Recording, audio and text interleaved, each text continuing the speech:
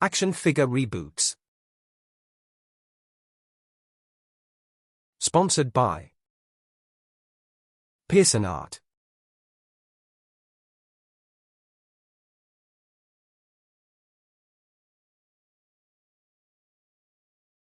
Hello, and welcome back. Today we're looking at a Kenner Luke Skywalker, which was released in 1978, part of Kenner's original 12-figure lineup. I remember seeing this display, but what I don't remember is what exactly happened at that time. These weren't ready for the holidays, so what Kenner did was they took these packages, and instead of the figure being inside of it, they just gave you a coupon that you could redeem the following February.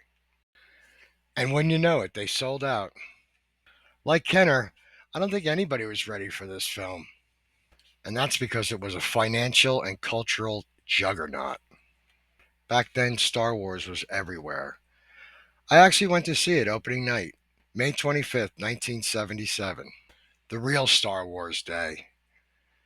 The funny thing is at the time, when I first used to see the commercials after school, I really didn't want to go see it. I don't know, I really wasn't getting it.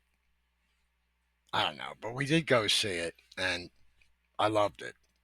But full disclosure, there was another movie playing at the theater that night. There was only two screens. This is the future classic that I wanted to go see. Yes, you're reading that right. The Bad News Bears and Breaking Training. I was outvoted, and I'm glad I was. I don't think I ever would have been able to live that one down. I eventually did see that movie, and it was awful.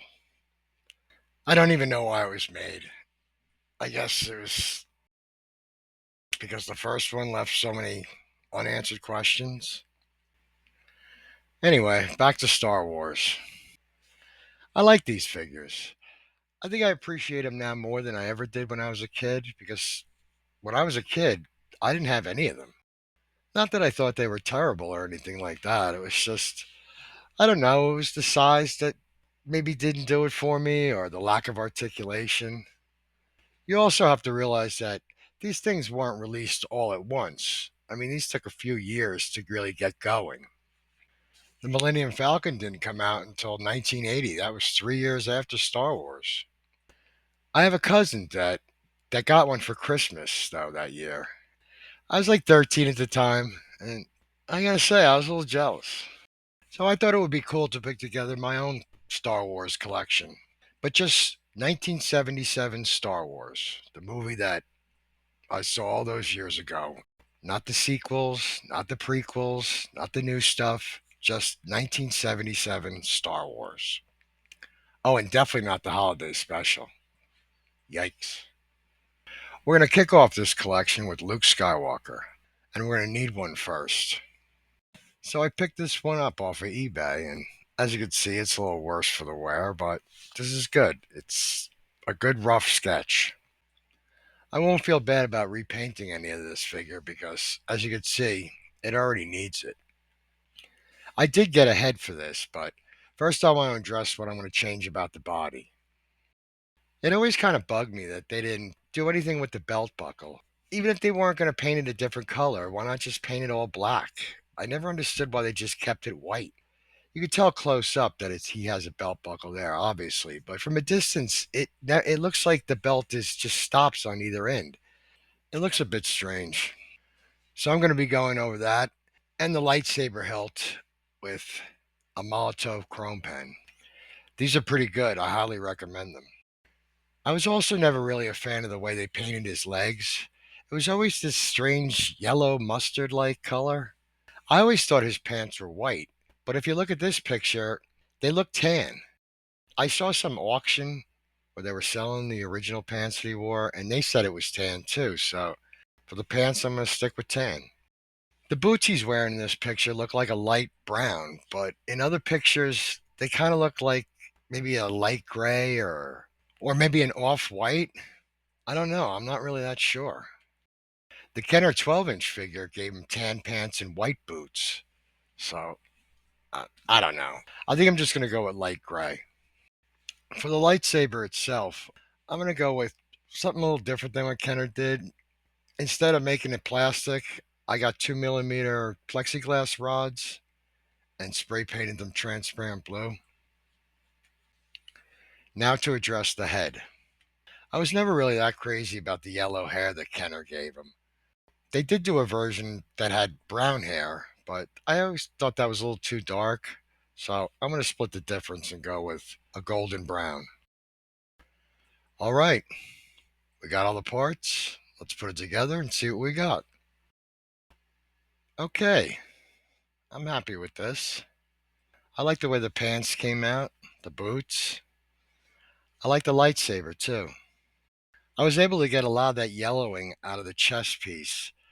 I actually just used peroxide cream, and I didn't put it out in the sun or anything. I just put it on every day and then washed it off the next day and kept repeating the process until it cleared up.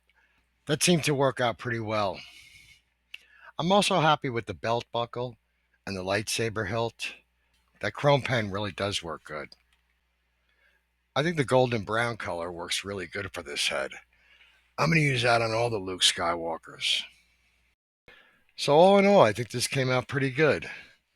But I know it's not really much of a reboot because there really wasn't a lot I had to do. To make up for that, I'm going to give him his land speeder because chicks dig the land speeder. Kenner actually made two versions of this vehicle, one in the 70s and one in the 90s. And I like them both for different reasons. I like all the parts from the 70s version, like the seats and the windshield. In the 90s version, I like the body itself, and I don't like the seats and the windshield. So let's get the best of both worlds. For the seats and the windshield, I picked up this land speeder on eBay. You can see that the middle piece is broken, and there's really no fixing that, so the body is pretty much shot. This must have happened early on in its life because, other than that, it was actually in really good shape, considering its age. For the body, I picked up this one off of eBay. This one wasn't in such great shape. The windshield was missing, but that was fine. I already had a replacement for it. So, okay, once again, we got all the parts. Let's put it together and see what we got. Okay, this I like. It looks more screen accurate, but it still has that 70s charm. And it doesn't look like a prop, it still looks like a toy. That's what I like about it the most. When I first did this, I wondered why more people hadn't done it before. I mean, I didn't see any pictures on the internet or anything, so I thought that was kind of odd for something that seems, I don't know, kind of obvious, really. Now I know why. This 90s version is a nightmare to split apart. The 70s version has four screws. You take them out, pop it open. If you have any problems, you could get right to it. This 90s version has six screws and it's glued together. I actually had to drill through those two side motors just to be able to split it up. It took me, no lie, 2 hours. I had to replace everything, the gear shift, the chrome pieces on the side. The seats broke taking them out. It was crazy. But I'm glad I went through the effort because I'm really happy with the final product. So these are the first two pieces in my Star Wars collection. I think it's off to a pretty good start. Well, I guess that about wraps it up for today's episode.